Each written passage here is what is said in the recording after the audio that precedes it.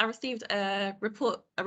access report quite a few years ago from our secondary psychology service about our ethnic access, to be honest, and it was quite appalling, to be honest, considering the population, what our population looks like here.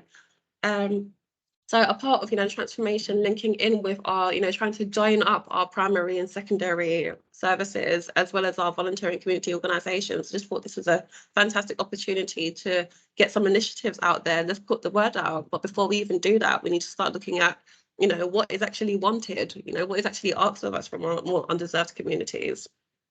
So I suppose that's what brings us to this Newham African, Caribbean and Asian group, because it's initially started as a series of engagement groups, very much asking similarly, sharing out what the local statistics look like, as well as what our service users and carers, our residents, what we think about, what's counterproductive about accessing our mental health services, what do we find particularly beneficial about it, and what kind of things do we think we could look into to help, tackle some of these inequalities that we're vastly aware of.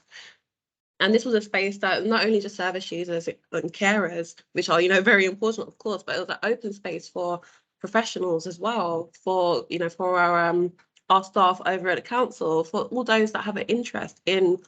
improving the situation within Newham, to come to our open space to just get it all out, so to speak. And we found, I suppose, in a nutshell, this to be a particularly useful space, and the ask was to have an ongoing space of that nature.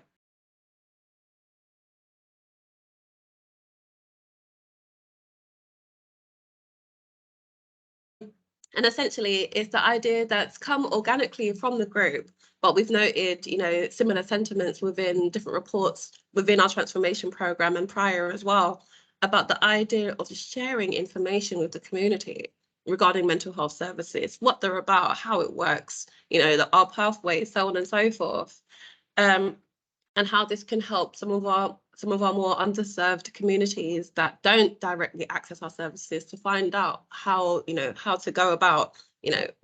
where they need to go if they are struggling with their mental health. So ways in which we thought we could help mitigate this is by training community leaders and faith leaders, and those that are in voluntary sectors, with mental health first aid, to be able to help with, with carrying on the conversation regarding mental health, to help with destigmatizing in established spaces that are already considered safe,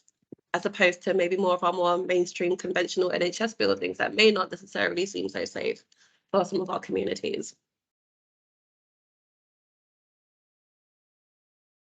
And that support will be very well welcomed and help us structure as we go along as well. By all means, I think one of the key parts about this group is the idea of co-production. So things that we could learn together as a collective, as you mentioned, with the testing, measuring, retesting sometimes.